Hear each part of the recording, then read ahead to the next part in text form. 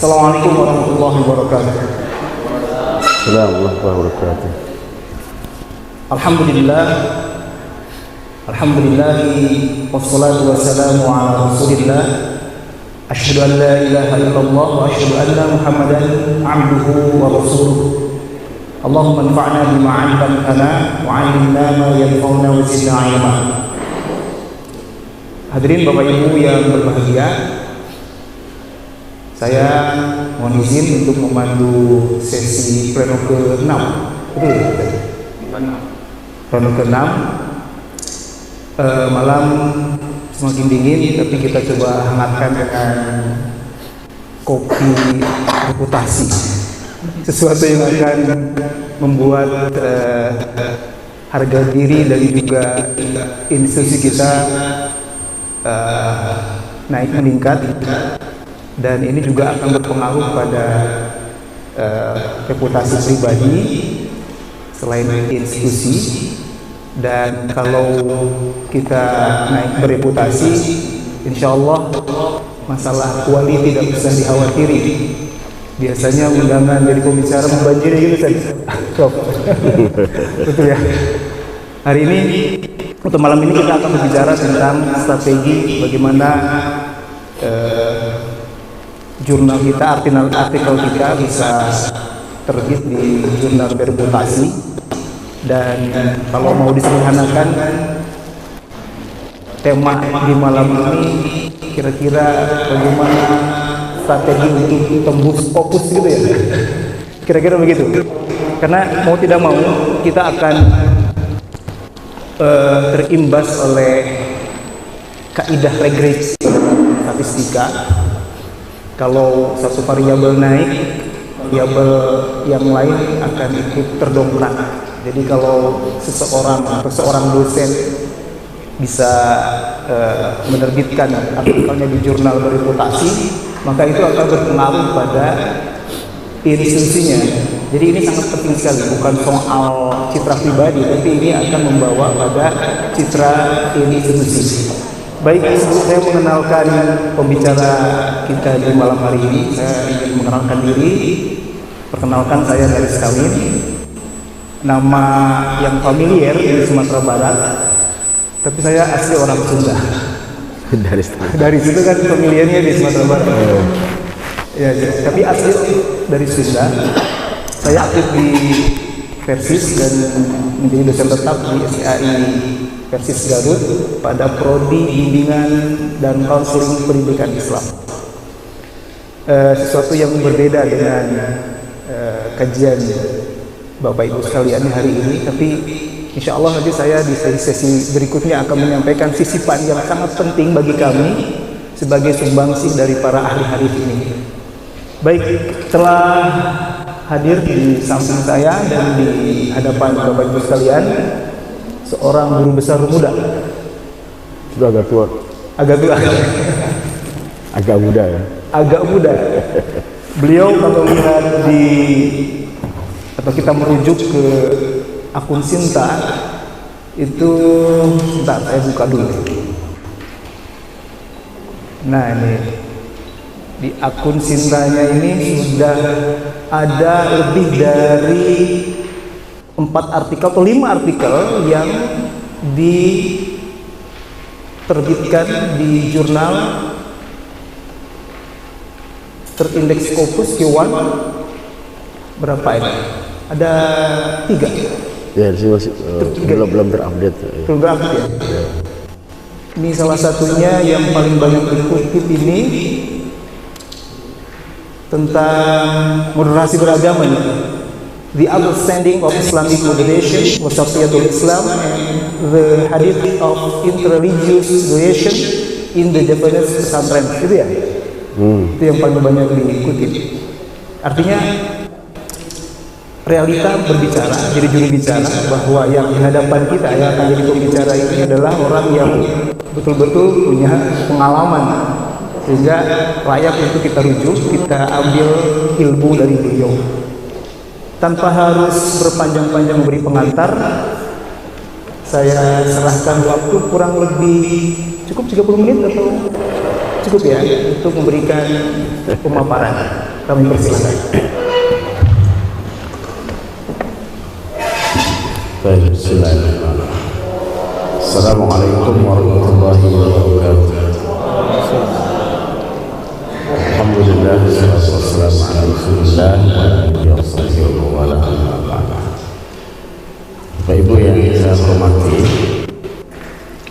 alhamdulillah kita sampai kepada pleno yang terakhir sebelum perpisahan di kegiatan annual conference ASILHA ini. Saya mendapat kesempatan untuk berbagi pengalaman terkait dengan publikasi ilmiah. Ya, saya ditakdirkan sebagai pengelola jurnal sejak tahun 2001 sampai hari ini. Jadi saya tidak, ya, di UIN Salatiga itu ada posisi pengelola jurnal yang tidak ada orang yang mau mengganti dan tidak ada rektor yang berani mengganti, dan juga saya tidak pernah minta diganti. Jadi mengalir begitu saja, ya kan? Maka itu saya maknai sebagai, ya berarti memang kita harus melanjutkan apa yang sudah kita rintis, ya. Nah, maka pada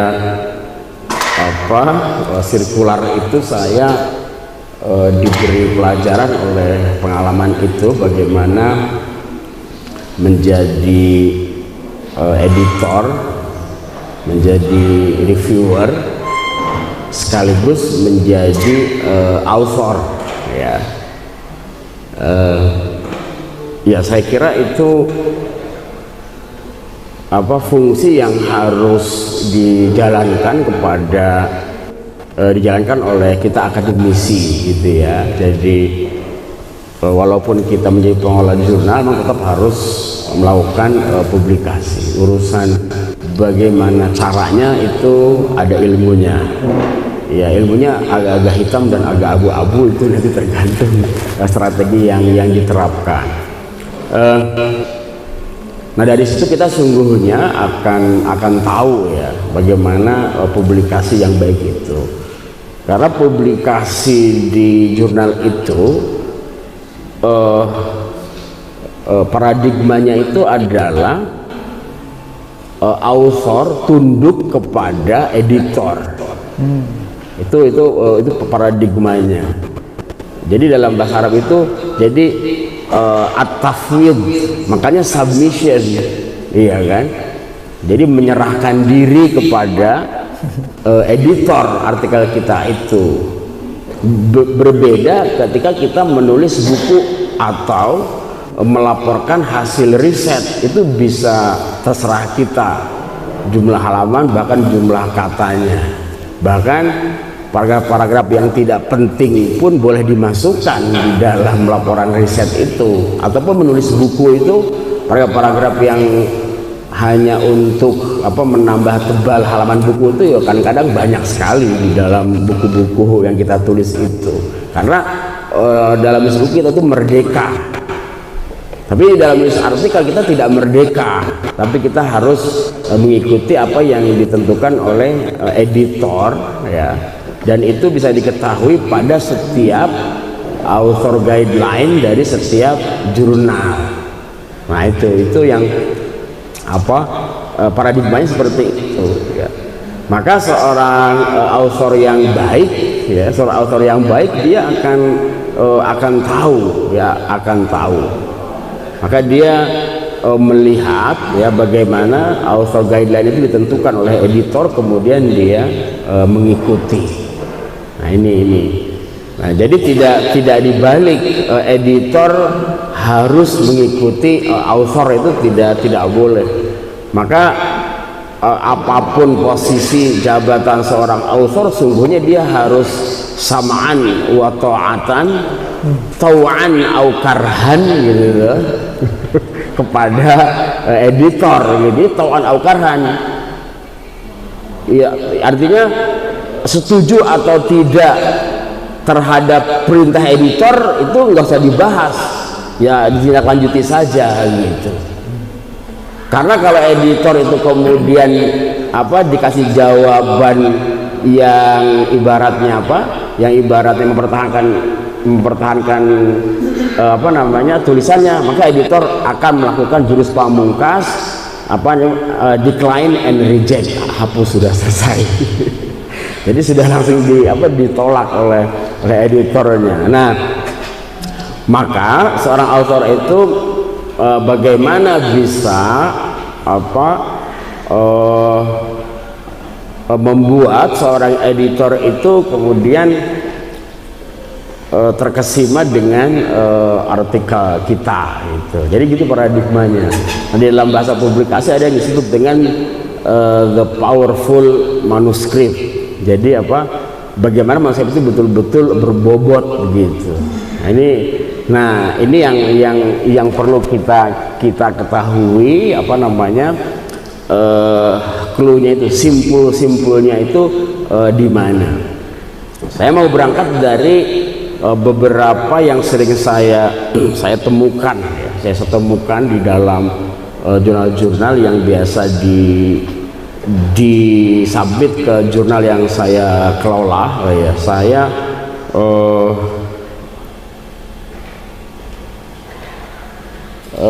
Ini tugas tambahan saya sebagai dekan Fakultas Dakwah, tapi yang di bawah itu tugas utama sebagai editor.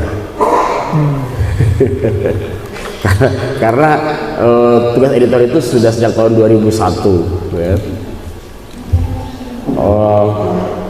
Saya mengantarkan 2 jurnal ini terindeks Scopus ya, dan karena itu Pak Rektor tidak berani memberhentikan saya di jurnal itu.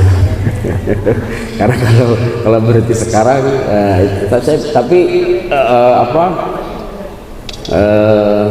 ya mungkin juga seperti itu. Nah ini Bapak Ibu.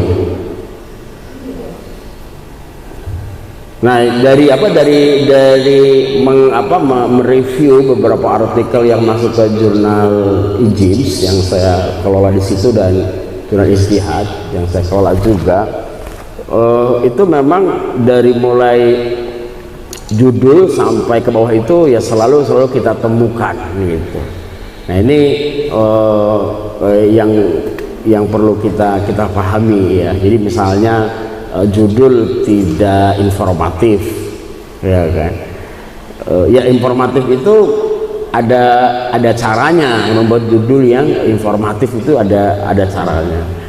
Judul terlalu bertele-tele misalnya, kemudian penggunaan bahasa tidak tepat gitu. Nah itu banyak yang bisa terdeteksi. Kemudian abstrak yang nyata-nyata abstrak gitu. Jadi abstrak itu kan bukan abstrak dalam arti abstrak. Abstrak itu artinya kan dia kan gambaran utuh ya kan. Jadi abstrak itu kan miniatur dari artikel yang kita paparkan setelah abstrak itu miniaturnya ada di situ. Jadi bukan abstrak itu betul abstrak gitu. Karena abstrak itu di dalam publikasi itu dia kan etalase dagangan kita. Jadi Bapak Ibu kalau misalnya ke mall ya kan, ke toko, ibu-ibu misalnya masuk ke toko Gucci itu ya, etalase kaca. Itu kan yang dilihat di situ. Jadi editor itu akan membaca abstrak. Saya buka rahasia editor. Editor itu tidak akan membaca artikel semuanya. Jadi kalau saya membaca artikel semuanya, mahasiswa bisa nggak dapat kuliah saya. Jadi editor jurnal Scopus itu hanya membaca itu 3 bagian penting. Kalau 3 bagian penting itu betul-betul membuat editor kelepak-kelepak, dia akan baca dalamnya. Tapi kalau yang 3 itu bagi editor itu sudah, kata dia, nah ini tulisan udah tidak menarik, udah nggak mau dibaca di dalamnya. Nah, Nah, maka etalase itu perlu dibuat. Nah, etalase itu ada 3 itu. Yang pertama judulnya, kemudian abstraknya, dan yang ketiga adalah referensinya.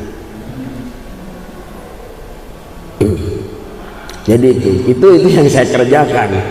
Jadi kalau kita membaca 30 artikel itu enggak perlu waktu 5 minggu, itu 2 malam udah selesai. Iya. Karena apa? Karena editor itu sensitif dengan artikel, karena saking seringnya membaca tulisan yang masuk. Jadi kalau kita baca tulisan sudah pernah edisi kemarin coret gitu kan, ini itu sudah masuk di dalam alam bawah sadarnya. Karena itu sudah membaca ratusan, jadi tahu. Saya hampir tahu semua artikel yang pernah dimuat di jurnal yang saya kelola. Jadi kalau saya baca ini kan sudah pernah sama kemarin, ini cuma beda tempat, ada yang baru enggak ya? Kalau nggak ada yang baru di abstraknya, ya sudah lewat, ya sudah langsung masuk ke recycle bin, ya kan, nanti kapan-kapan disabit lagi. Nah itu jadi tiga itu sungguhnya. Nah itu nanti kita akan lihat yang 3 itu yang pertama kali yang akan dibaca oleh editor. Nanti kalau yang 3 itu selamat dari pemeriksaan editor, maka editor akan dibaca di dalamnya. Nah di dalamnya akan melihat apakah struktur artikel dari mulai introduction sampai conclusion itu betul-betul memenuhi kriteria yang harus dipaparkan gitu. Ya, karena karakter setiap bagian itu kan jelas ya. Contoh misalnya ketika membaca di bagian atas itu dia bagus sampai introduction. Nah, tapi ketika masuk ke bagian diskusi pembahasan, itu editor tidak menemukan pembahasan yang dilakukan oleh seorang penulis, tapi dia hanya memaparkan findings, hanya memaparkan result saja, tapi tidak dibahas. Berarti kekurangan. Dan kekurangan itu sungguhnya ya bisa membutuhkan katakanlah 15 paragraf lagi, tapi mengapa tidak ada? Atau misalnya tersandung di bagian conclusion, karena conclusion di dalam publikasi itu dia bukan ikhtisar, bukan rangkuman. Itu kan itu sama kalau deskripsi mungkin masih bisa kita kita tolerir gitu. Tapi kalau di publikasi internasional itu tidak ada yang namanya conclusion, adalah rangkuman. Apa yang sudah dibahas di dalam bagian ini nggak usah diulangi di dalam konklusi.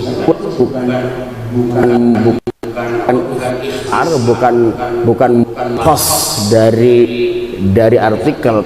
Dia kalau dalam bahasa mantik itu dia natijah, conclusion, jadi dia natijah, iya kan?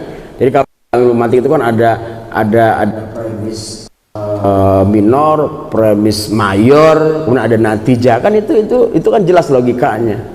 Nah, kebanyakan artikel itu biasanya conclusion itu masih bersifat ikhtisar. Masih sifat ikhtisar. Jadi ketika di depan disebutkan bahwa temuannya 1, 2, 3, lah di bagian conclusion disebut lagi 1, lah buat apa disebut lagi? Dan itu persis sama. Bedanya yang di atas itu 6 paragraf, di sini cuma 2 paragraf gitu aja, padahal bukan itu.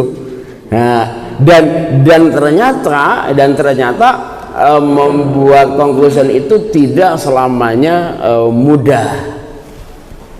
Dia sebenarnya mudah, ya kan? Jadi dia merupakan bagian yang sangat merdeka sesungguhnya bagi seorang author, tapi tidak semua author itu bisa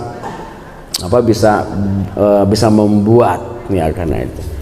Nah itu dari apa dari beberapa bagian ya.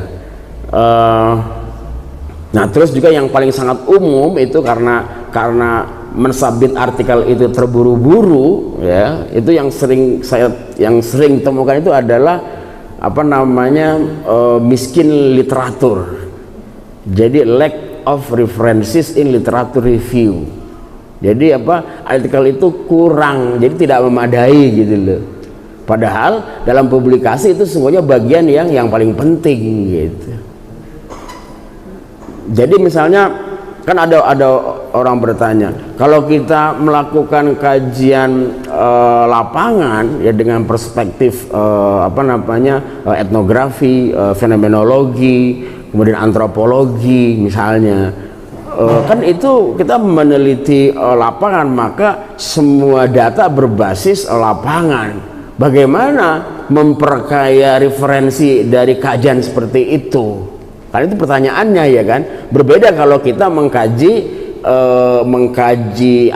artikelnya itu berbasis buku, mesti kan semua rujukan buku. Tapi kalau misalnya instrumen ya, jadi instrumen pengumpulan datanya itu wawancara, FGD, kemudian observasi terlibat atau tidak terlibat, itu mesti orang agak bertanya bagaimana. Nah itu semuanya jawabnya gampang. Jadi memperkaya referensi dalam publikasi artikel itu di mana dimainkannya kan gitu. Nah itu sebenarnya dimainkannya itu tadi, yang pertama di bagian literatur review, yang kedua di bagian pembahasan atau diskusi daripada sebuah artikel. Nah itu. Nah kemudian unsur-unsur dalam mengembangkan discussion, pembahasan dari sebuah artikel itu apa saja unsurnya kan gitu. Itu kan ada. Nah, unsurnya itu ada. Nah, sebuah artikel yang bagus ya bagi jurnal internasional itu kan tidak kurang dari 25 rujukan, dan itu 80%-nya harus jurnal, dan jurnalnya itu juga harus ya Scopus Index. Dan itu harus, dan itu gimana caranya? Ya dicari, ya diada-adakan biar ada gitu. Ya, karena memang nulis itu merdeka gitu. Jadi kan ada pertanyaan juga yang sering saya tanya. Pertanyaan kan di sebuah artikel itu ada yang disebut dengan kebaruan, ya kan, novelty daripada artikel kita. Pertanyaannya, sebenarnya yang buat novel itu siapa sih? Orang lain, editor, atau author? Jawabannya gampang. Yang membuat kebaruan artikel itu adalah penulisnya, bukan editornya. Editor mah ya tinggal terima saja. Jadi dia merdeka di dalam, author itu, kita itu merdeka di dalam menentukan ini baru. Lah, tapi baru itu kan kalau di hukum itu kan ada konsideran ya, ada konsideran di hukum itu, ada konsideran kan, kalau mau hukum ada konsideran hukum, undang-undang itu. Lah, artikel itu bisa dikatakan mempunyai novelty, kemudian betul-betul baru kalau dia berhasil di dalam merumuskan literatur review itu. Nah, itu. Jadi orang gagal memaparkan kebaruan kalau dia tidak bisa melakukan literatur review. Ya, literatur review ya kan, literatur review itu perkembangan hari ini. Literatur review itu kan kalau dulu artinya dalam publikasi dulu itu literatur review itu kan salah satu bagian daripada sebuah artikel. Lah sekarang literatur review itu bahkan menjadi artikel utuh yang memang artikel dalam bentuk literatur review artikel. Nah, karena disebut systematic review article, dan itu menjadi artikel tersendiri yang bisa dipublish di dalam jurnal-jurnal internasional bereputasi sebagai salah satu apa namanya, ya mungkin kalau bahasanya seperti genre baru daripada artikel. Seperti dulu ada bibliometrik, ya kan? Ada kan di yang di perpustakaan tahu ada bibliometrik artikel itu kan ada. Jadi dia artikel yang mengkaji artikel kan gitu. Data analisis juga. Iya, seperti itu, seperti analisis juga. Nah, yang literatur review artikel itu sekarang juga ada. Jadi artikel yang disusun ya lengkap dengan sistematika utuh sebuah artikel, tapi mengkaji tentang bagaimana perkembangan publikasi secara kronologis ataupun tematik ataupun metodologis, ya kan, dari masa ke masa tentang apa? Tentang topik tertentu gitu. Jadi misalnya kita mau mengkaji dulu kan musim COVID ya, COVID misalnya tahun 2019 sampai 2022 misalnya, ya kan. Nah itu 3 tahun itu kan bisa dikaji selama 3 tahun itu. Nah publikasi terkait dengan tema tertentu itu sebenarnya seputar apa saja. Nah contoh misalnya moderasi beragama. Ya, saya waktu moderasi beragama mereview artikel siapa saya lupa. Jadi itu juga sudah ada. Jadi ada artikel itu yang mengkaji publikasi terkait dengan moderasi beragama dalam kurun waktu tertentu gitu. Nah, sehingga artikel saya yang tadi disebutkan itu menjadi salah satu bagian gitu.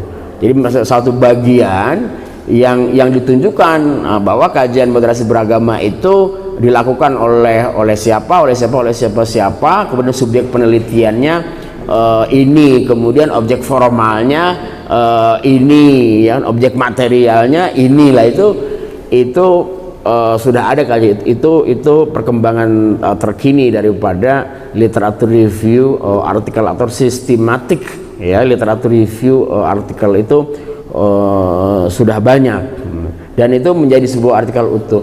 Nah, adapun yang tadi saya maksud literatur review sebagai bagian yang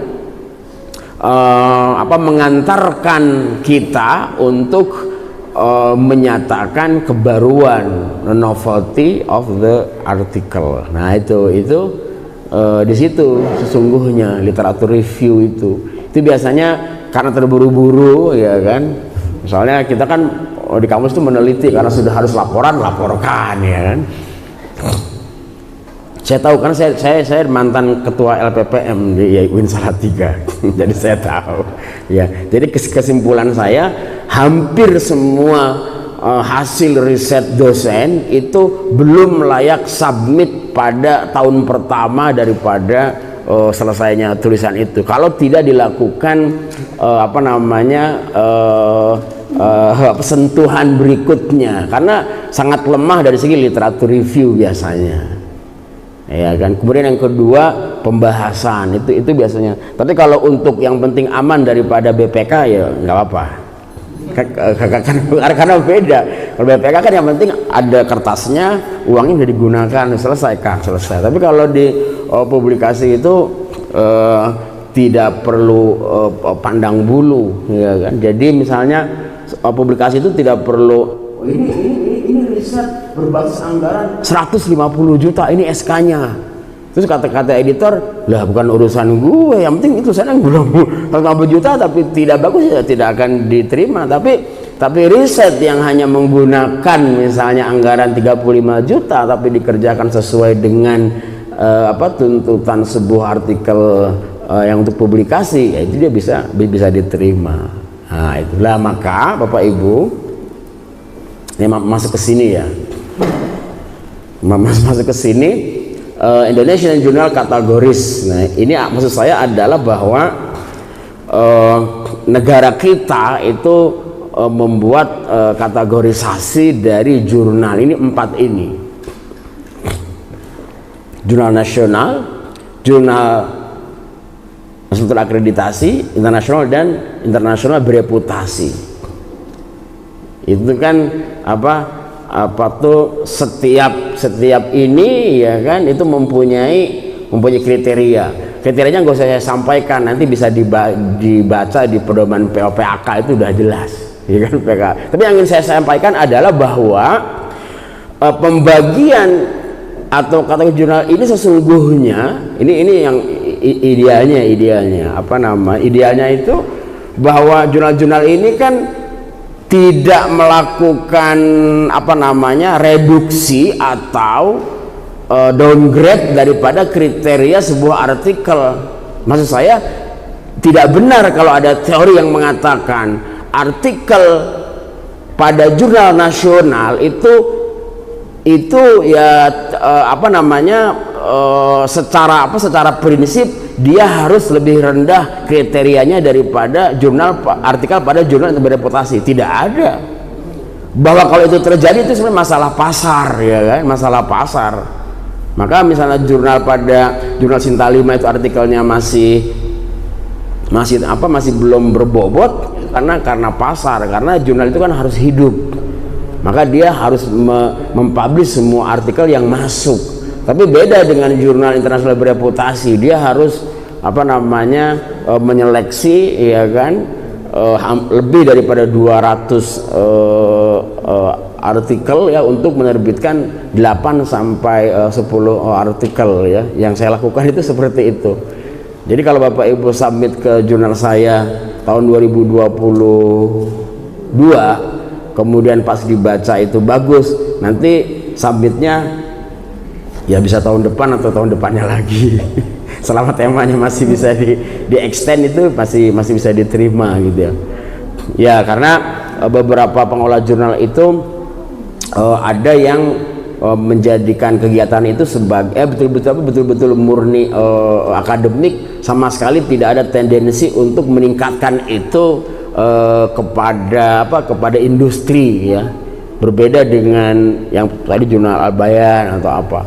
Dalam bahasa kami pengelola jurnal itu ada 2. Jurnal itu ada yang seperti kapal perang, kapal dagang gitu, ada 2. Kapal perang itu ya betul-betul perang gitu. Tapi kalau kapal dagang itu dia berlayar ya harus untung gitu kan. Nah jurnal-jurnal di Indonesia itu lebih banyak yang berfungsi sebagai kapal perang. Jadi umirtu an uqatilan nas gitu. Jadi betul-betul ingin ideal gitu ya, idealis, kemudian terbit minimalis. Itu sebenarnya bukan karena apa-apa, karena memang tidak banyak orang yang bisa diandalkan untuk bekerja di jurnal itu gitu ya. Nah tapi dalam perkembangannya bisa saja. Nah itu jadi kategori jurnalis sungguhnya tidak mendowngrade kriteria sebuah artikel. Maka semua jurnal itu harus bagus artikelnya. Oke Bapak Ibu. Nah ini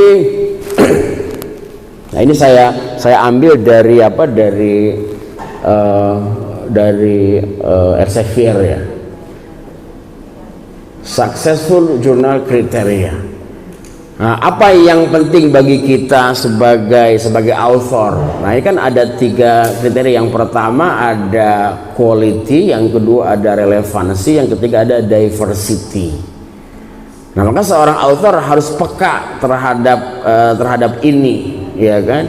Nah, quality itu di sini ada keterangannya. Maksudnya adalah scientific quality of the science published, but also publishing format and ethical standard. Jadi kualitasnya itu ada beberapa hal. Yang pertama kualitas ilmiah, ya kan? Kualitas ilmiah daripada artikel yang disubmit itu, ya. Jadi substansi ilmiahnya itu berkualitas atau tidak. Nah kemudian yang kedua publishing format, Publish format itu penting. Apa publish format itu artinya apa tuh? Format sebagai sebuah artikel yang layak dipublish.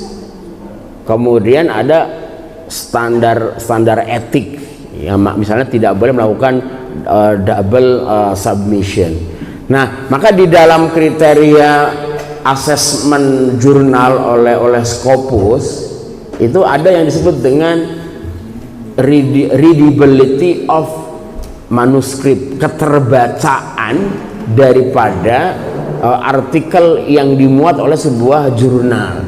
Maka kita sebagai author itu memperhatikan itu. Jadi harus terbaca. Terbaca itu bukan dalam arti kelihatan hurufnya. Terbaca itu maknanya dua. Jadi terbaca secara substantif, yang kedua terbaca secara sistematik gitu. Itu penting. Substantif itu gini, substantif. Ini artikel tentang apa sih? Misalnya tentang pemahaman, nyambung ke yang Profesor Ishak tadi, tentang pemahaman para tenaga medis, ya, terhadap apa tadi itu, contoh terhadap khitan perempuan, pemahaman, ya, kemudian bagaimana dia mengamalkannya ya di dalam praktek medisnya itu. Kan itu jelas kalau artikel itu isinya seperti itu.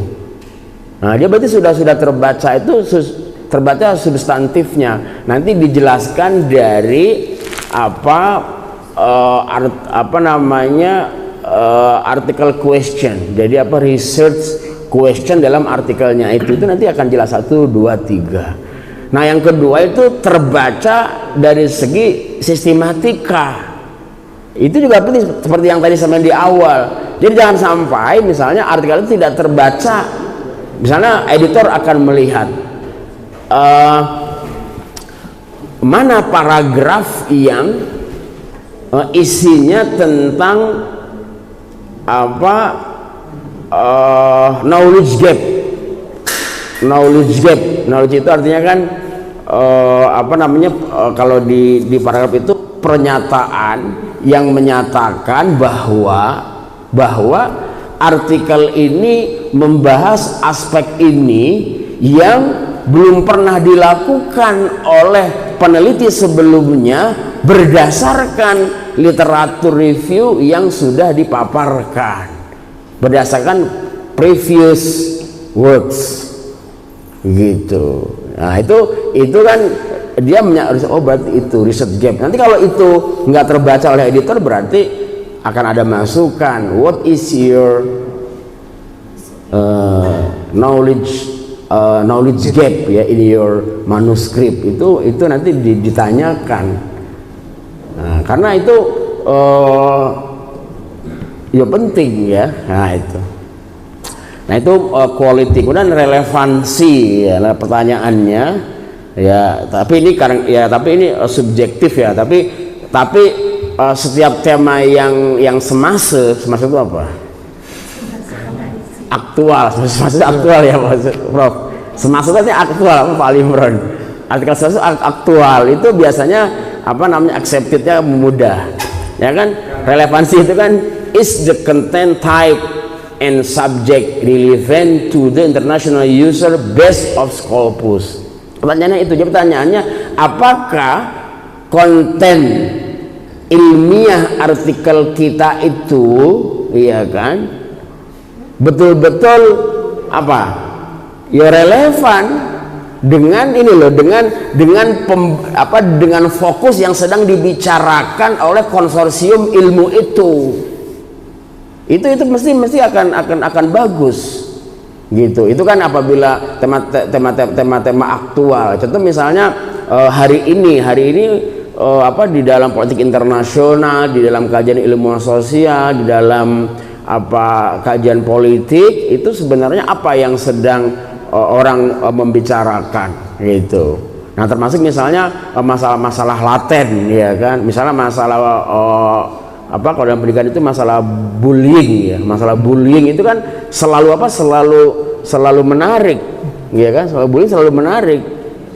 Nah, maka artikel tentang bullying ya selama disampaikan itu bagus, kemudian apa namanya lokus daripada risetnya itu memang betul-betul baru, kemudian juga yang lainnya itu bagus, ya biasanya dia akan terima dengan baik. Nah itu relevan. Yang ketiga itu diversity. Nah dalam diversity ini ada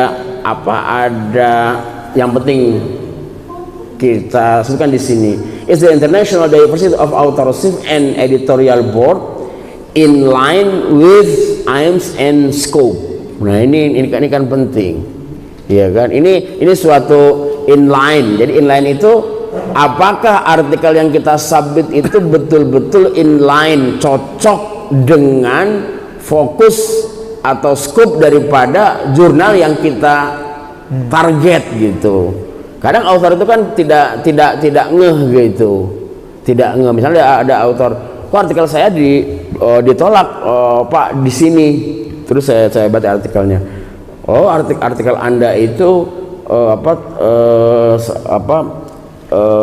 saya bilang terlalu normatif, karena jurnal ini di situ ada pernyataan dia tidak ingin terlalu normatif, tapi dia ingin artikel itu lebih berat kepada pengungkapan praktik-praktik atau pengalaman di lapangan. Kalau normatif dia tidak akan mau gitu. Atau misalnya artikel Anda itu terlalu syariah.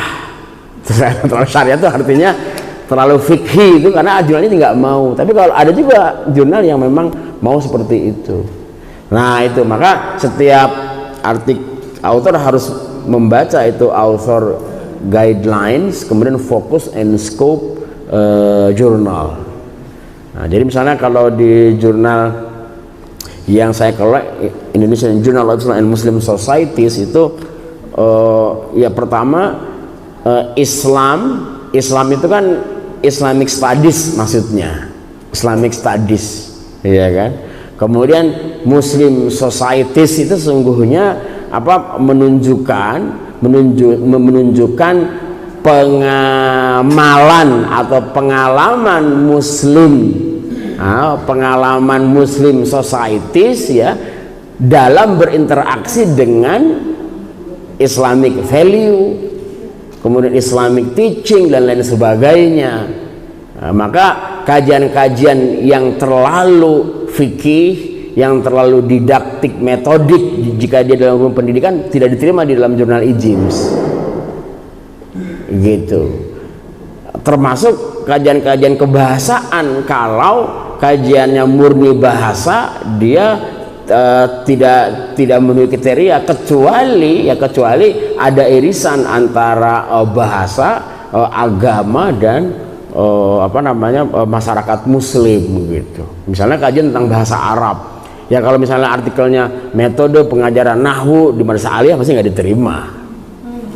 Itu jurnal bukan jurnal Islam Muslim Society, itu di jurnal pendidikan yang lain, ya kan. Tapi misalnya ada kajian tentang, ya kan, ya misalnya praktisi bahasa Arab, ya dengan latar belakang macam-macam, ya secara sosiologis, secara politik, itu bisa saja, ya kan, di perspektif ya oleh authornya, sehingga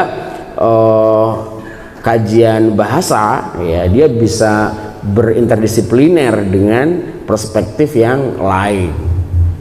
Nah, seperti itu. Nanti subjeknya ya macam-macam, bisa masyarakat, bisa masyarakat umum, atau juga masyarakat persekolahan dan lain sebagainya. Nah itu udah 30 menit kayaknya ya. Iya udah lebih ya, padahal belum jalan-jalan. Udah oke, saya berarti langsung ke sini aja. Ini saya dulu ini aja nih. Mana ya? Oke, ini aja ini sedikit lagi, tapi nanti bisa dibaca. Oke, saya ini saja. Nah ini. Nah ini yang tadi saya sebutkan, kelemahan-kelemahan yang saya temukan itu bisa dijawab dengan ini. Nah, yang mana? Ya, tapi saya kira ini aja ya. Nah ini jadi elemen of article. Pertama title, judulnya itu kan harus describe the research uniquely. Jadi memang judul itu harus menarik gitu, judul itu ya kan. Jadi kalau misalnya artikel tentang khitan perempuan ya dibuatlah misalnya judul yang menarik gitu kan. Menarik itu kan ada diksi atau frasa yang bisa kita gunakan, iya kan. Jadi misalnya kalau tenaga medisnya itu dikategorisasi oleh kita itu saya kira menarik, ya kan. Misalnya tenaga medis berlatar belakang pendidikan latar belakang pemahaman agama yang baik, ya kan.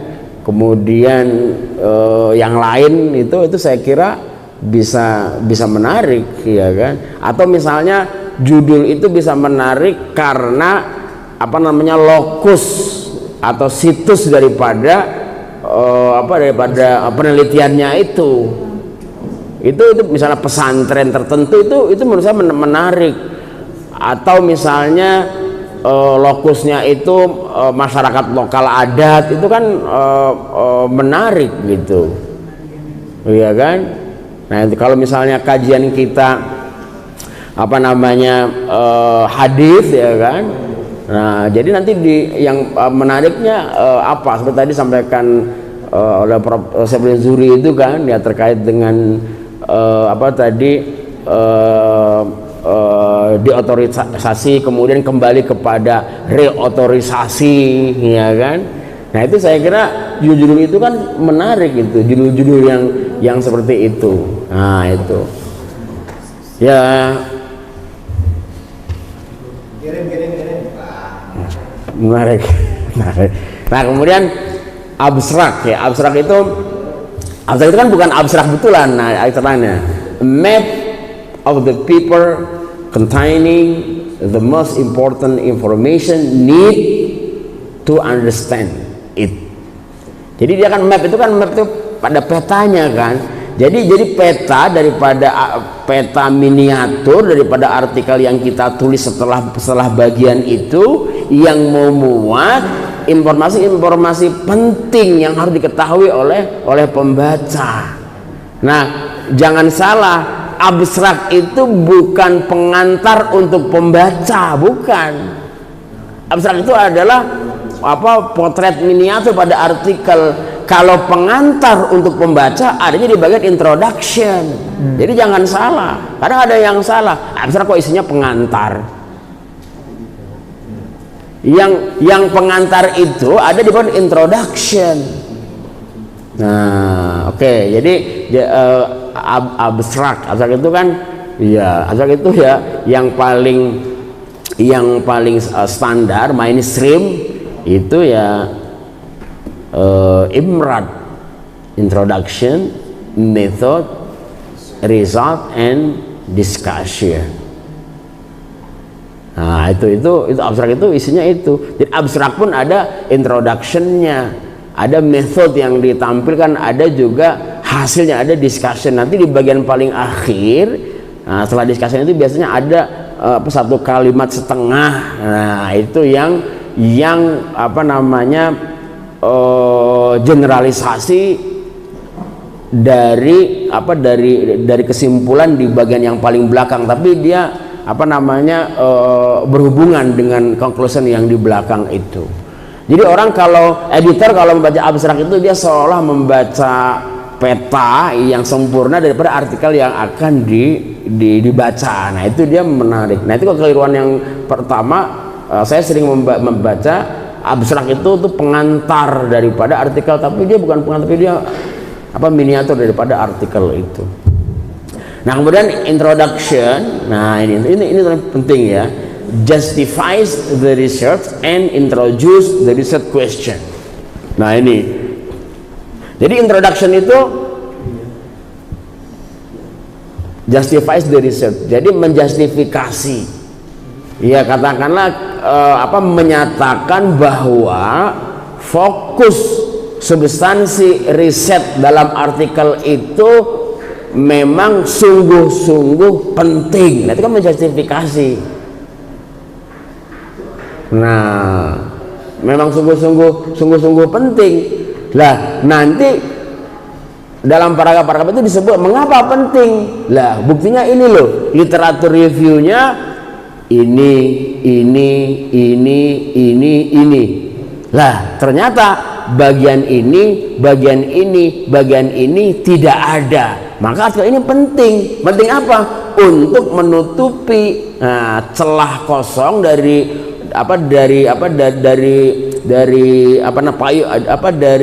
lingkungan riset itu. Nah, sehingga ada bagian yang ditutupi daripada riset yang baru itu. Ya kan, dulu saya pernah ke Bandung, ke Bandung 10 menit lagi. Ke Bandung waktu itu ada penulis, Prof, saya tuh sedang meneliti tentang nikah kontrak di Cianjur, ya kan. Pertanyaan saya, nikah kontrak di Cianjur itu berita yang sudah lama sejak dulu.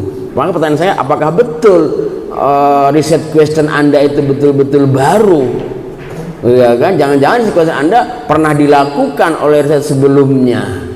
Ya kan? Nah, itu kan pertanyaan itu kan susah jawabnya kalau kita hanya menjawab lepas.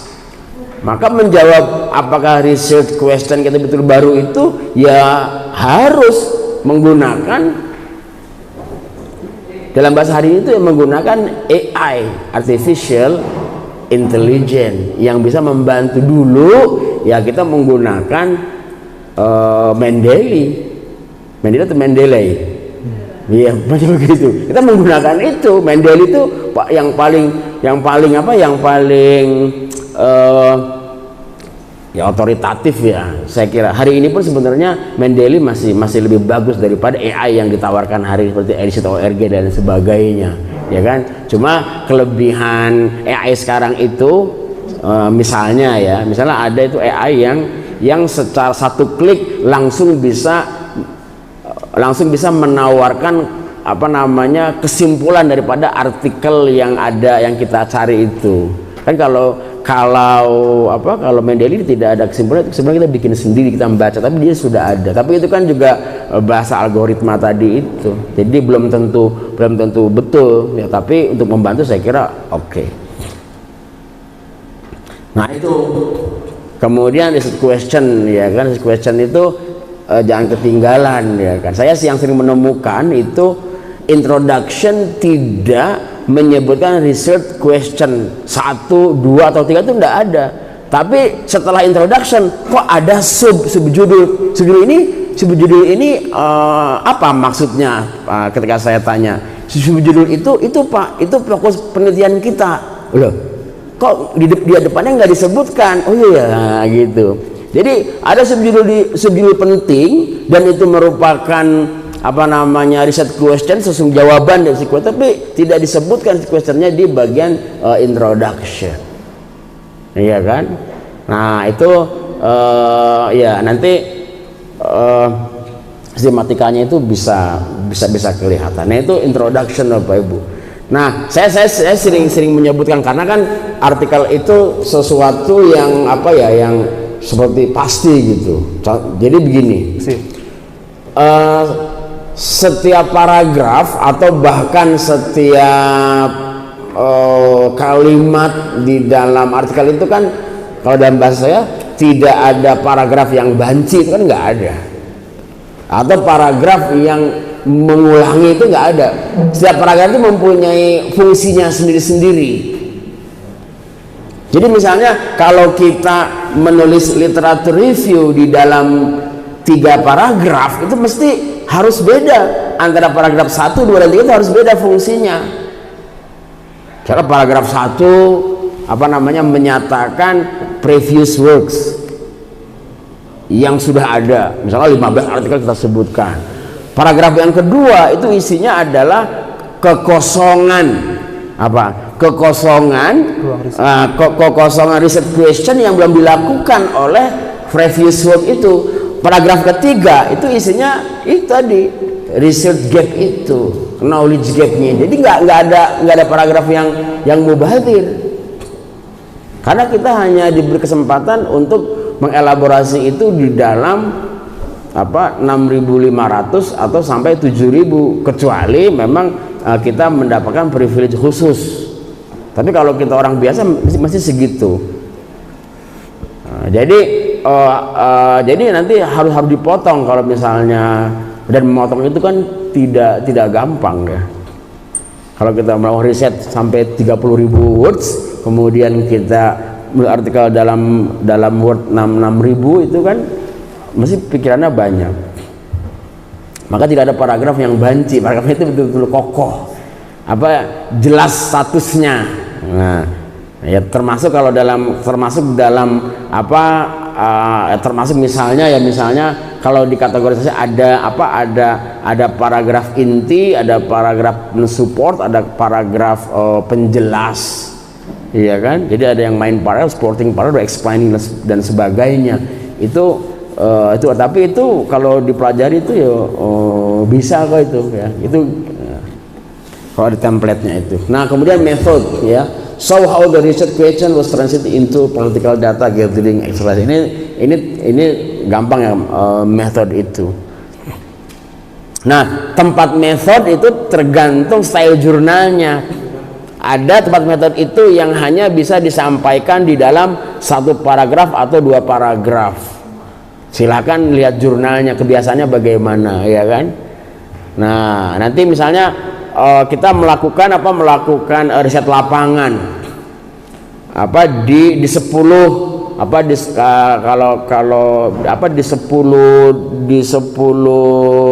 wilayah kota, ya kan? Kita sebutkan di 10 kota. Lah, di 10 kota itu kita melakukan wawancara atau jumlah responden dan informannya itu ada berapa. Itu juga kalau di dalam itu dimasukkan, karena itu bagus. Sampai kemudian kita bisa menyatakan apa reasoning daripada pemilihan kota itu terhadap riset kita. Mengapa memilih Garut? Mengapa memilih Bandung? Tidak memilih Tasikmalaya? Kan itu harus dijawab oleh kita. Mengapa memilih 6 sekolah itu di 3 provinsi? Bukankah di provinsi itu ada lebih dari 100 sekolah? Mengapa Anda memilih sekolah di situ? Kan kalau pendidikan kan itu tergantung, kita bisa menjelaskan. Nah, misalnya dia mewakili karakter sekolah ini, dia mewakili sekolah nasionalis, dia mewakili sekolah berbasis agama, dia mewakili sekolah berbasis kurikulum merdeka, kurikulum terjajah dan sebagainya. Oh, sudah habis. Nah, kemudian Richard present the finding without comment. Nah, ini yang paling penting. Jadi kan Richard itu disampaikan tidak boleh komen. Jadi dia tanpa komen, jadi apa adanya. Kemudian kalau discussion itu, nah ini penting. So, nah ini yang tadi saya sampaikan, banyak penulis itu tidak bisa melakukan pengembangan terhadap pembahasan. So, how the research add to our knowledge and understanding, review its strength and limitation, and discuss its implication for practice and future research. Jadi ada beberapa poin. Yang pertama, dalam pembahasan itu tunjukkan ya bahwa data yang kita temukan itu betul-betul add to knowledge, betul-betul menambah daripada pengetahuan yang dulu sudah ada. Yaitu kita bahasakan and understanding, dan pemahaman sebelumnya. Jadi ada yang baru gitu. Kemudian review its strength. Kemudian apa sih kekuatan daripada data yang kita temui itu? Di mana kekuatan? Kemudian limitation, apa keterbatasannya? Jadi kan limitation itu juga bagian daripada yang diungkap. Nggak semua data itu mempunyai kekuatan, masih ada. Dan penyebutan limitation of the research itu sesuatu yang biasa dilakukan di dalam artikel, karena kan publikasi itu kan never ending proses publikasi itu, dan itu bisa menjadi inspirasi bagi artikel yang setelahnya. Kemudian and discuss its implication for practice. Nah, dibahas itu apa sih implikasi daripada data yang kita temukan ini. Nah, contoh misalnya kalau kasus khitan, misalnya nanti kita menemukan data, misalnya respondennya itu 50 dokter, ya kan, misalnya ditemukan dari 50 dokter yang kita wawancarai tidak ada misalnya, atau misalnya 50% pernah tahu ada syariat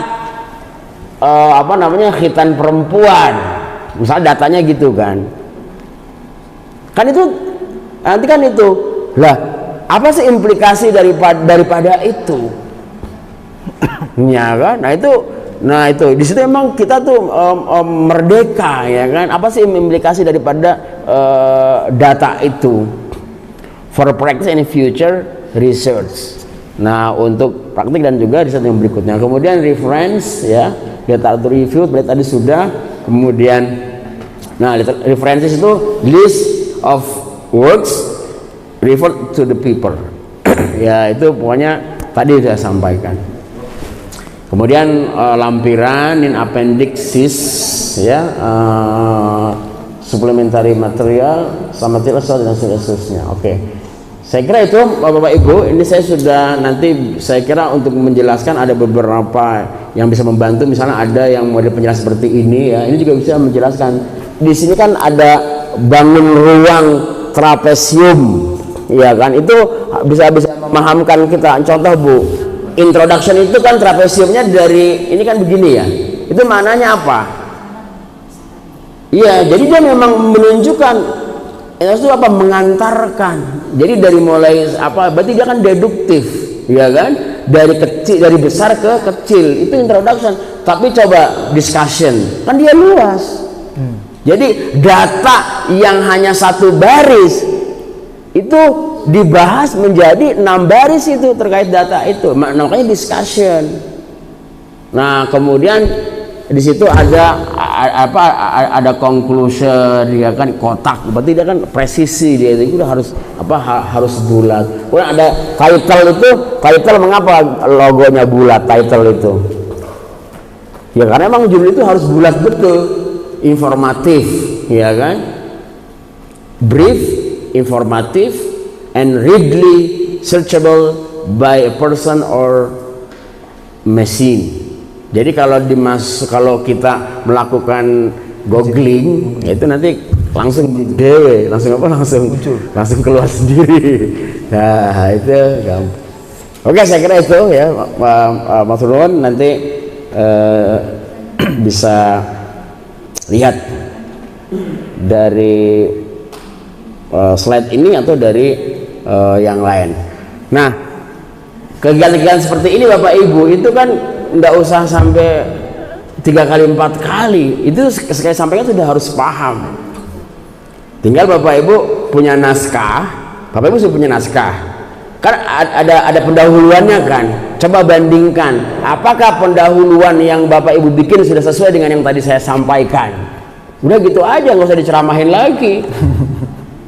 Kalau ceramahin mulu kan yang untung narasumbernya kasih JPL terus. Anda nggak pernah untung. Saya Budin. Ya, yang untung tuh saya pernah diundang 2 kali ke sebuah kampus. Saya pikir, kenapa saya diundang lagi? Lah kemarin saya sudah cerita, emang setelah itu Bapak Ibu ngapain aja gitu kan. Kalau saya sih oke, karena saya kasih JPL lagi, memang 4 JPL kan. Profesor lagi banyak tuh JPL-nya. Lah, tapi kan kemarin saya kesini, lah Bapak Ibu kemarin ngapain setelah saya kesini? Kok sekarang mau diceramahin lagi? Kan sebenarnya saya itu tidak produktif. Lebih baik kalau hari ini saya kesini, maka saya harus disodorkan pekerjaan yang kemarin.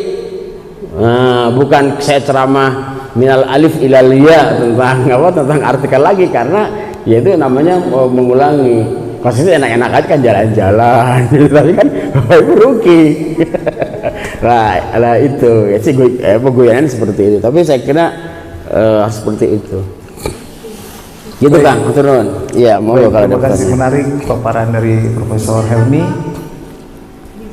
Oh iya, nanti di anu Kita tajamkan di di grup. diskusi. Iya. Iya, baik.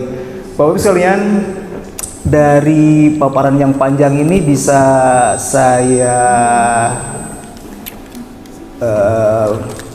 simpulkan ada paling tidak tiga tips untuk kita semua. Pertama, cermat memilih jurnal. Yang kedua, pandai menempatkan artikel sesuai kriteria. Yang ketiga, cerdik memperbaiki kelemahan elemen artikel kita, diawali dengan menawarkan judul yang unik. Begitu Prof ya? Oke. Nah, di awal juga Profesor Helmi tadi walaupun singkat tapi melecut kita untuk membahas isu-isu terkait dunia putih, hitam, dan abu-abu terkait dengan artikel jurnal. Apakah itu terkait juga dengan adanya isu kartel citasi atau mungkin juga bisnis Scopus dalamnya, atau isu-isu yang hangat-hangat kemarin ketika beberapa dosen di perguruan tinggi menolak untuk menerbitkan artikel jurnalnya karena terkait keamanan negara. Apakah itu juga termasuk? Apakah juga isu tentang artificial intelligence juga akan dibahas di sini, gitu ya? Karena sekarang konon beberapa aplikasi pendeteksi plagiasi ini sudah tidak bisa mendeteksi hasil ChatGPT. Ini juga tantangan bagi kita dan kita akan bahas ini secara ChatGPT, ya? 2 sesi ya. Di dalam 2 sesi, satu sesi masing-masing 3 penanya. Silahkan yang ingin memulai diskusi kita, acungkan tangan. Dari sebelah kanan ada satu Bapak. Yang kedua, satu Bapak dulu, silakan Pak. Perkenalkan diri Pak, silakan.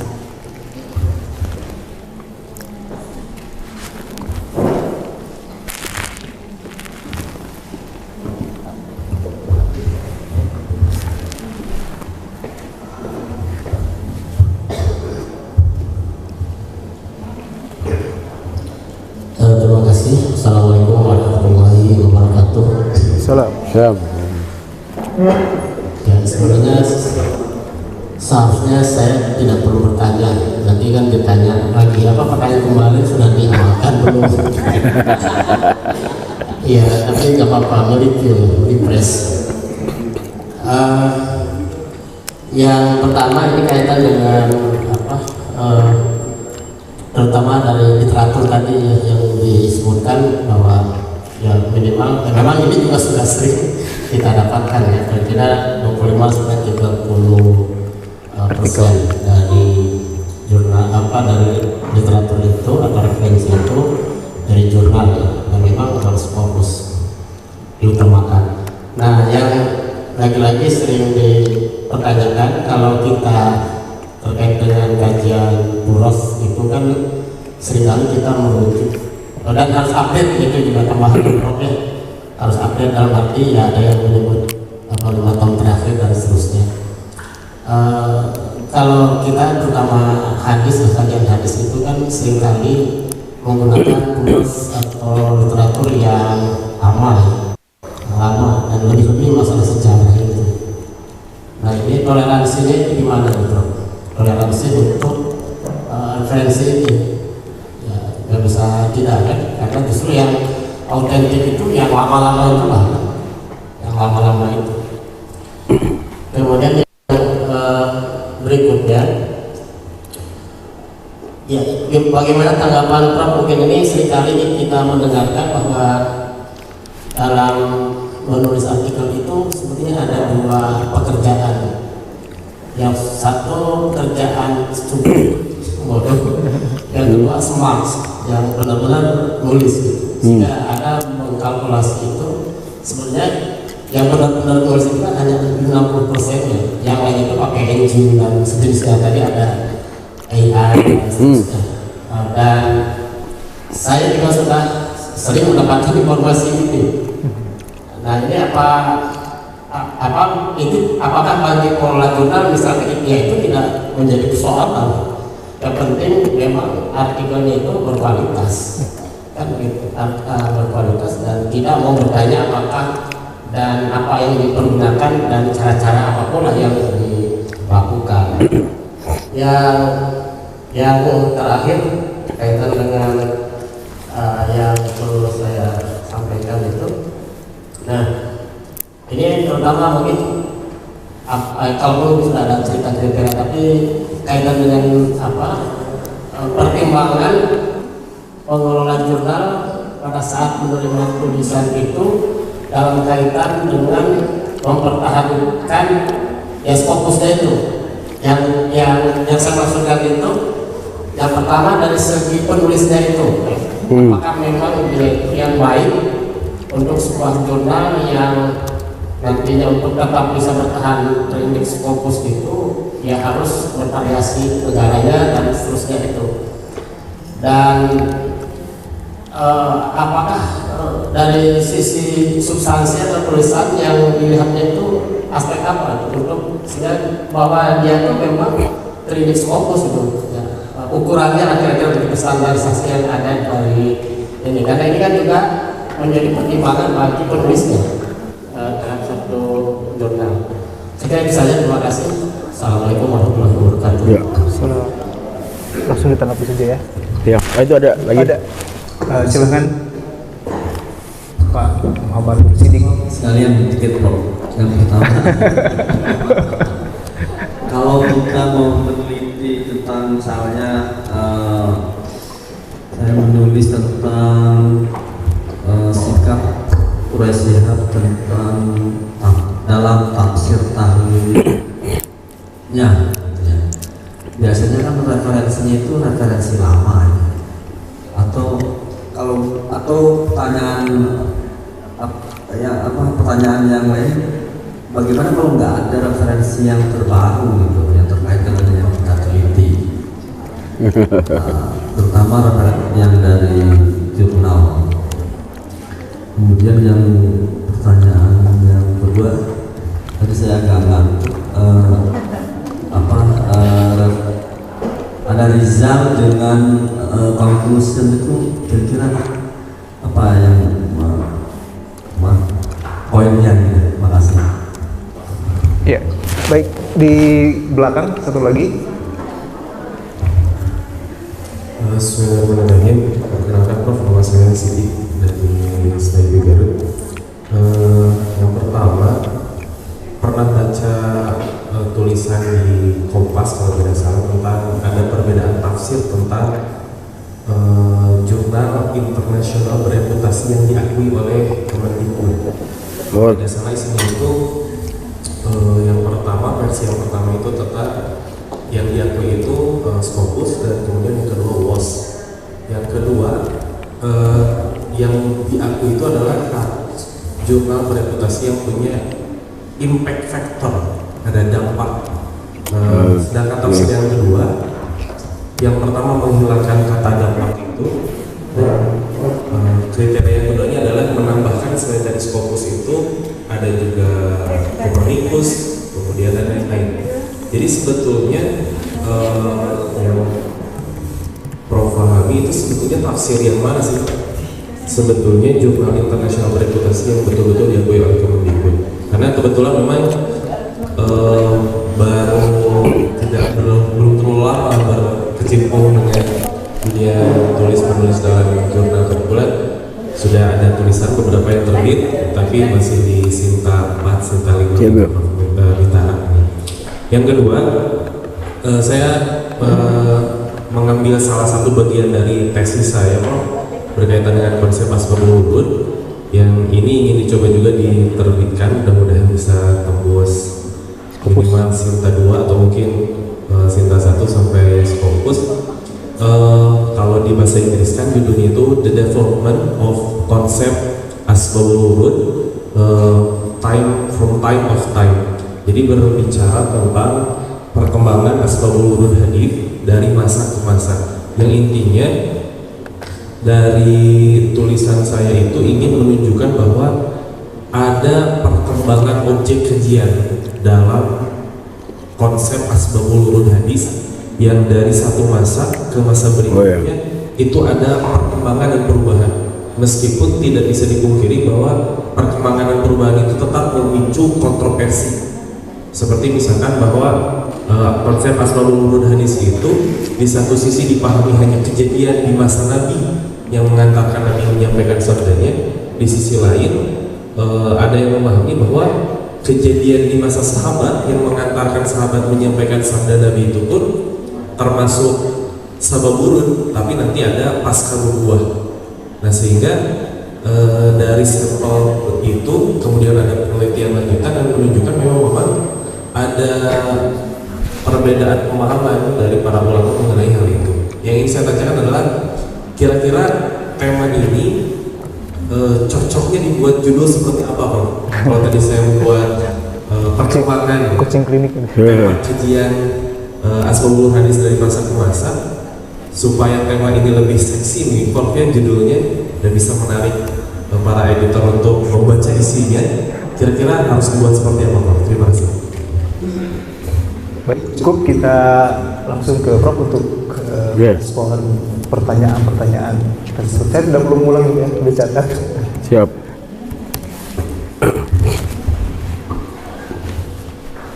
Ya, terima kasih. Pertama dari Kang Dr. Aan Supian dari UIN Fatmawati. Ya. Baik. Referensi ya.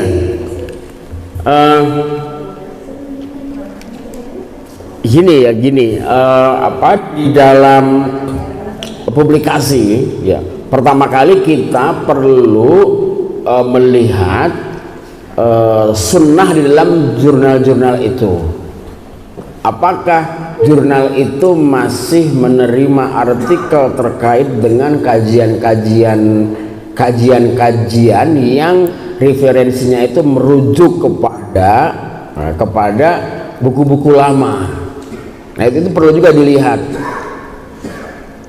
Kalau jurnal itu sudah tidak lagi mempublish artikel seperti itu, maka kita tidak usah coba-coba, mesti ditolak. Karena artinya jurnal itu sudah tidak menerima model artikel seperti itu. Nah, tapi kalau memang masih menerima, ya maka ya kita mengikuti. Nah, contoh misalnya Journal of Quranic Studies yang ada di SOAS di Inggris itu kan biasa melakukan mempublish artikel yang rujukannya kitab-kitab lama, itu biasa. Nah, makanya kita bisa mengikuti. Tapi kalau jurnal yang kita tuju itu dia tidak biasa, tetapi misalnya hanya memuat artikel ya kan yang mengkaji tentang pemikiran atau tokoh yang lama. Nah, tetapi pembahasannya itu menggunakan temuan-temuan atau artikel yang baru. Nah, maka kita ya ikuti daripada sunnah itu. Nah, itu terkait misalnya kajian-kajian yang lama ya. Kan pertanyaannya bisa gini, bagaimana kalau saya penelitian saya itu merujuk dan harus mensitasi kitab Tarikh Ibnu Khaldun misalnya, ya toh, muqaddimah. Ya nggak apa-apa kalau cuma sekali dua kali, ya nggak apa-apa.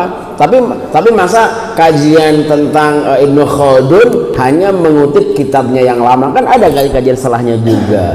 Nah, dengan menggunakan penelusuran karya-karya terbaru. Nah, kalau misalnya umur referensi ya, ini sebenarnya lebih kepada konvensi ya, tapi saya pernah baca juga itu di Elsevier itu ada kalimat yang menyatakan ya untuk artikel bidang sains, natural science itu ditolerir hanya sampai 5 years, sampai 5 tahun. Tapi kalau untuk yang non itu masih ditolerir sampai 10 tahun. Ditolerir gitu sebagai yang menunjukkan sebagai sebuah artikel yang masih update. Tapi baiknya secara umum kalau kita menulis sesuatu yang kita selesaikan pada tahun 2022, ya minimal rujukannya itu ya paling lama tahun 2017. Kecuali Bapak Ibu melakukan artikel yang sifatnya tadi systematic literature review, mengkaji misalnya artikel yang terbit dalam rentang waktu 15 tahun, ya berarti kan 15 tahun.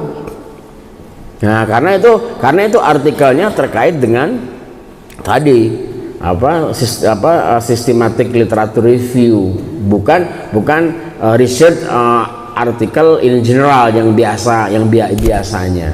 Nah, itu saya kira tentang tentang referensi.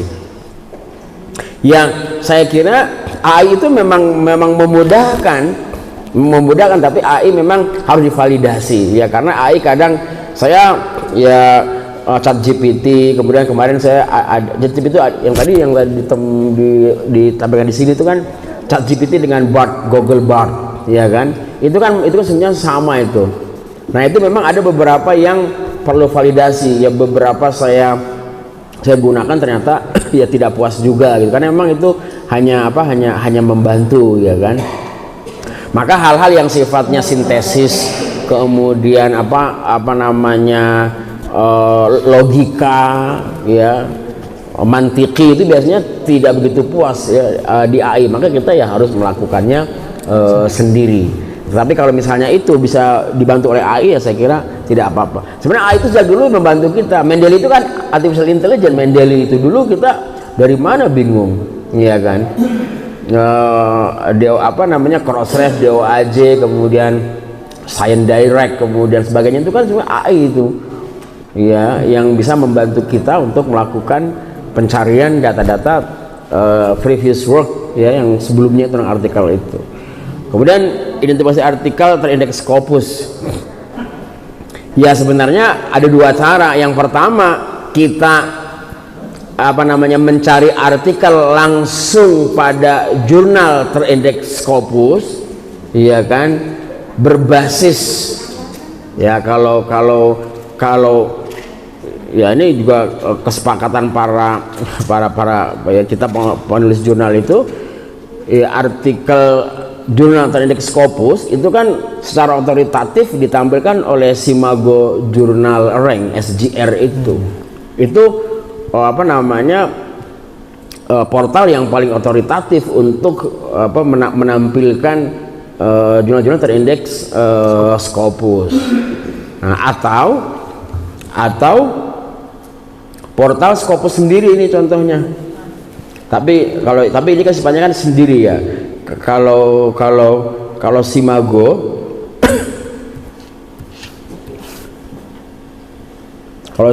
kan dia,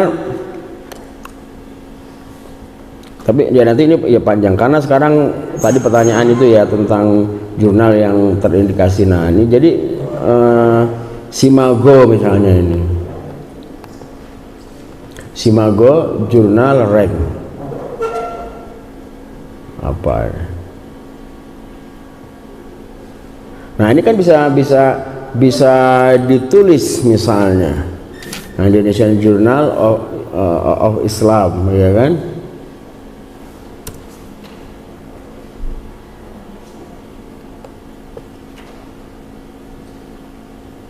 Nah, ini ada muncul ini. Nah, kalau kita mau detail lagi, nah ini klik di sini. Dia kawasan subjek area ini contoh saja. Misalnya kita mau mencari artikel tentang art and humanities. Karena kita agama, ya carilah yang religious studies atau filsafat. Maka klik di sini. Ya toh? Kemudian kawasannya mau internasional atau mau Asia sajalah. Maka nomor 1 jurnal saya. Indonesian Journal of Society. Itu peringkat Asia kategori legal studies nomor 1 jurnal Win Salatiga. Jadi sekalian pamer. Nah, jadi ini nanti di sini ditunjukkan Pak An, di sini ada 25 jurnal kategori kajian agama di Asia yang terindeks Scopus. Kalau kawasan ini kita perluas ya, misalnya menjadi seluruh dunia, ya tinggal dilihat ada 578. Nah, jurnal IJIM itu menempati nomor 6 sedunia untuk kategori studies. Nomor 6 loh ya. Kata orang-orang editornya sudah ganti mobil, nggak pernah ganti mobil.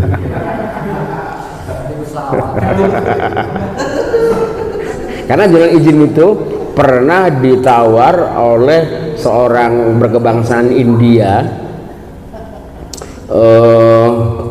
saya lupa, kalau nggak salah $100.000 Amerika apa $10.000, saya lupa.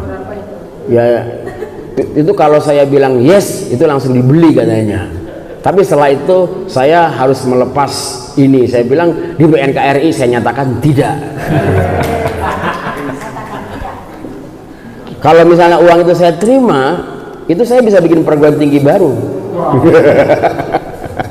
Universitas IJIM. Ya iya, pernah ditawar. Jadi yang tadi dicerita oleh Profesor Ishak itu kami pernah ditawar oleh publisher lewat email. Ya dia mau membeli, tapi nanti semua pengelolaan oleh dia, kan parah sekali kan.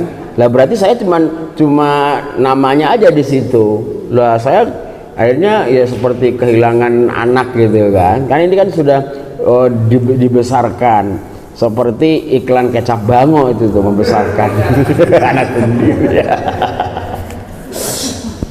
Iya, sejak tahun 2011 dengan Pak Zakiyuddin itu kan, dan beberapa teman yang lain. Nah itu kan tapi kalau kita mau lewat Scopus juga bisa di sini. Jadi nanti di sini ada sources.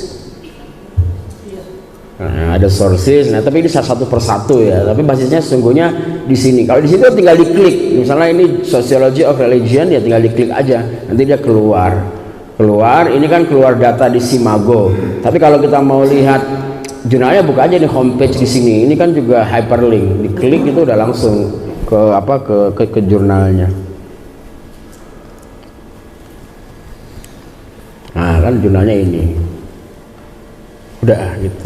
Nah, itu ya sebenarnya itu kalau untuk mencari. Oke, kemudian dari Pak Andi, kalau tidak ada referensi baru, ya nggak usah nulis tentang itu.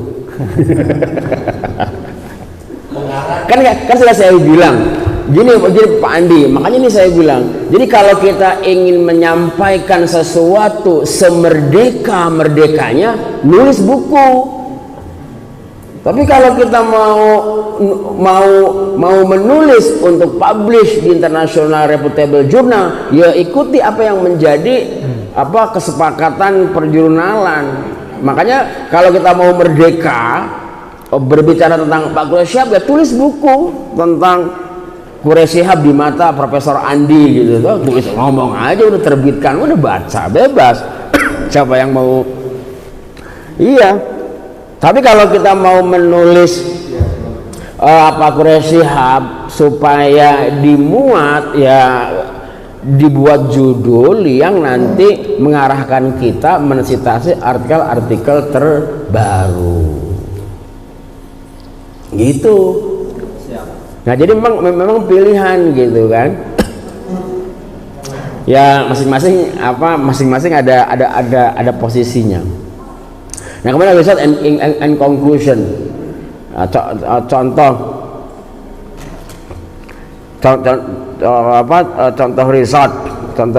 result misalnya gini. Tapi ini contoh saja ya. Ini kasusnya penelitian. Tadi itu penelitian apa tuh tentang khitan sama apa lagi tadi, sama autentikasi ya. Sama autentikasi teks hadis tadi ya. Contoh misalnya gini. Misalnya dari misalnya berapa? Dari 20 penerbit yang diteliti naskah hadisnya, ya kan, ditemukan. Nah, ditemukan misalnya 50% daripada penerbit itu menuliskan teks-teks hadis yang salah. Itu adalah result atau findings. Nah, bagaimana kita membahas itu? Maka kemudian kan dia dibahas mengapa sampai terjadi kesalahan. Kalau kesalahan itu masif dibaca orang, apa yang akan terjadi di dalam pergolakan pemikiran hadis? Kan itu kan membahas, iya kan? Itu contoh pembahasan. Nah, terus konklusinya apa? Nah, konklusinya kan tidak mungkin menyatakan konklusi artikel ini adalah bahwa 50% naskah tidak begitu. Itu kan ngulangi sama yang tadi. Maka konklusi contohnya misalnya konklusi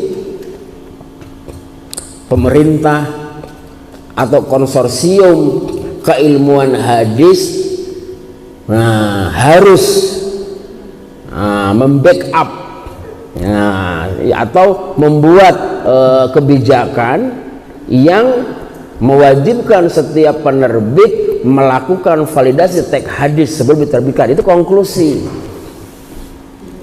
Bukan saran, Iya, memang mirip saran, tapi dia merupakan sesuatu yang sifatnya konklusif juga.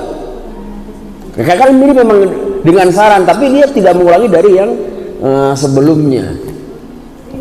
Atau konklusinya misalnya dinyatakan 50% penerbit yang mencetak kitab Sahih Bukhari, ya kan, karena tadi banyak salah, maka kesimpulannya penerbit itu adalah tidak kredibel. Oleh karena itu wajib ditutup. Itu kan kesimpulan, merdeka kesimpulan itu, merdeka. Maka kesimpulan itu kan kadang membuat orang kaget juga nggak apa-apa gitu kan. So gitu ya, nggak apa-apa, wong saya emang mau ngomong gitu kok, iya kan. Yang penting ada reasoningnya kalau kita nanti ditanya seperti itu. Yang penting kita tidak mengulangi. Nah itu jadi findings, conclusion dan discussion itu memang beda posisinya. Misalnya waktu saya mereview artikel, misalnya di sebuah sekolah bonafit di Jawa Barat itu menyatakan 80% dari siswanya menyatakan bahwa dia tidak mendapatkan pendidikan karakter yang baik di sekolah. Artinya dia merasa sekolah tidak memberikan apa-apa tentang penanaman pendidikan karakter. Itu kan datanya. Nah, kan kita membahasnya kenapa bisa terjadi seperti itu, ya kan? Bisa jadi karena sekolah terlalu sibuk urusan administrasi, kan itu bahasan kita. Nanti ambil artikel yang menyatakan itu. Di negara modern sekolah, di negara-negara berkembang Indonesia, sekolah itu kebanyakan administrasi daripada memikirkan bahwa peningkatan kualitas muridnya, kan gitu. Nah, maka kalau sudah itu kurang berperan, ya kan, kemudian anak memang seperti itu, maka kesimpulannya. Nah, kesimpulannya lah, iya sekolah atau ya kita bisa menyatakan di sekolah tidak abai terhadap pendidikan karakter. Atau misalnya kita menyatakan sekolah dibubarkan. Ya sekolah dibubarkan juga boleh. Sekolah ya gitu kan. Nah, jadi di dalam komunitas tertentu ya sekolah lebih mendahulukan tadi pemenuhan administrasi daripada substansi. Nah itu kemudian bereputasi ya. Jadi di Kemendikbud dan yang diratifikasi oleh Kementerian Agama, jurnal internasional bereputasi itu jika terindeks dan diakreditasi oleh Scopus, Elsevier itu keluarganya, dan Web of Science yang punya Clarivate. Nah itu adalah pengindeks level paling tinggi di dalam perjurnalan secara internasional. Kalau di bawahnya itu ada Copernicus, ada Index Islamicus, ada DOAJ, kemudian ada banyak sekali itu ya, saya lupa itu, ada yang namanya Microsoft Academic itu. Nah itu tuh ya masih kategori menengah, maka dia tidak memenuhi syarat untuk kenaikan jabatan fungsional jika baru terindeks Copernicus. Tapi kalau sudah WOS atau Scopus, dia sudah terpenuhi. Nah apa itu impact factor? Jadi sebenarnya ada istilah impact factor itu sesungguhnya ukuran yang digunakan oleh Clarivate. Clarivate itu namanya impact factor. Nanti tuh kalau kita punya jurnal di WOS itu akan ada impact factor ketahuan. Nah, SJR itu ekuivalen dengan IF. Nah, tetapi SJR itu Simago Journal Rank ya kan, itu menggunakan istilah SJR score. Kalau Scopus sendiri itu menggunakan site score. Maka saya pernah usul untuk percepatan. Kan Kementerian Agama dan Kemendikbud masih punya aturan. Jurnal yang belum muncul SJR score-nya itu dianggap masih jurnal internasional, bukan internasional bereputasi kan gitu. Padahal Bapak Ibu,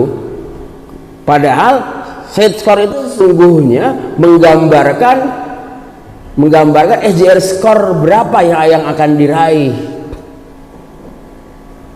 Nah, itu kan ada bisa dihitung sebenarnya, secara statistik bisa dihitung. Tapi kan kementerian tidak mau susah payah, akhirnya dia menunggu SJR score. Padahal SJR score itu keluarnya itu tidak bareng dengan site score Scopus. Nah, jadi site score itu muncul dulu tahun pertama, tahun kedua menjelang tahun kedua biasanya muncul SJR score. Nanti jatuhnya apa 0,3, apa 0,5, apa 0,2. Nah, tergantung jumlah sitasi yang didapatkan selama kurun waktu itu. Nah, itu Kang soal IF dan juga SJR score itu, impact factor itu kan. Makanya kan di PHPAK itu impact factor OS itu kan 2 kali lipat daripada Scopus itu. Jadi kalau misalnya Scopus itu SJR score-nya itu 0,5 ya kan, WOS itu IF-nya 1,0, jadi 2 kali lipat ukurannya gitu di aturan itu. Sama artikel tentang ya tergantung nanti melihatnya ya kan. Jadi kalau misalnya dia ingin menggambarkan kronologis ya perkembangan ya daripada kajian kita, maka itu menurut saya itu bagus membuat artikel yang tadi saya sampaikan itu. Jadi sistematik literatur review artikel itu. Jadi artikel yang mengkaji secara kronologis bagaimana perkembangan dari teori-teori ilmu asbabul wurud, dari mulai buku yang pertama sampai kemudian tahun 2022 siapa penulisnya. Nah itu kalau kita melihat secara historis kronologis itu. Tapi kalau kita misalnya mau melihat aspek yang lain, ya kan, aspek yang lain, sebuah tawaran-tawaran pemikiran, nah itu nanti bisa kita pertimbangkan judulnya. Jadi gini, judul itu sesungguhnya nggak usah dipikir pertama, tapi yang paling akhir. Yang paling penting dipikir itu adalah research questionnya itu apa. Jadi kita tuh mau melakukan penulisan dari hasil riset yang sudah jelas riset questionnya itu apa. Itu kan sudah jelas, itu gampang. Nanti judulnya bisa karena substansi artikel itu bukan dilihat dari judul awal yang kita tentukan, tapi dari pekerjaan riset kita. Kan kita melakukan pemaparan data, kemudian discussion, kan itu berdasarkan riset question, rumusan masalahnya itu, bukan judul kan. Nanti kalau riset question itu sudah dilakukan, pengumpulan datanya benar, analisisnya benar, hasilnya benar, itu nanti gampang judulnya dibikin berdasarkan pekerjaan kita yang sudah banyak itu. Makanya menurut saya judulnya nanti menyesuaikan saja. Yang penting research questionnya, kerja risetnya atau kerja tulisan kita itu seperti apa. Nah itu saya kira itu yang paling penting, karena supaya judul itu tidak malah belum apa-apa mikirin judul terus, kok belum mulai, judulnya belum jadi loh, kok judul belum jadi, kan judul itu nanti terakhir gitu. Jadi yang penting itu sama seperti mahasiswa itu sebenarnya kan, kalau skripsi itu kan yang ditanya apa judulmu, kalau saya sih salah. Oh kamu penelitian, iya Prof, kamu mau kerja apa di riset itu? Oh ya meneliti toh. Lah maksudnya kerjanya ngapain gitu kan. Nah coba dilihat rumusan masalahnya, nanti itu menunjukkan kerja riset Anda gitu. Nanti kalau kerja risetnya itu sudah jelas, judulnya bisa dibikin. Oh saya tuh yang pertama mau menggambarkan bagaimana proses. Yang kedua, proses itu pengaruhnya apa. Yang ketiga, proses itu penghambatnya, pendukungnya apa. Oh ya udah, itu kerjaan udah betul. Nanti judulnya gampang lah itu. Kan yang penting sudah jelas dulu pertanyaan risetnya itu biasanya kan seperti itu juga. Sebenarnya sama ya, menulis artikel, menulis karya ilmiah, skripsi. Tapi kalau skripsi artinya mau ditutup, jadi nanti nggak ada pembimbing skripsi, yang ada pembimbing prototipe. Kalau ada, saya kira itu ya.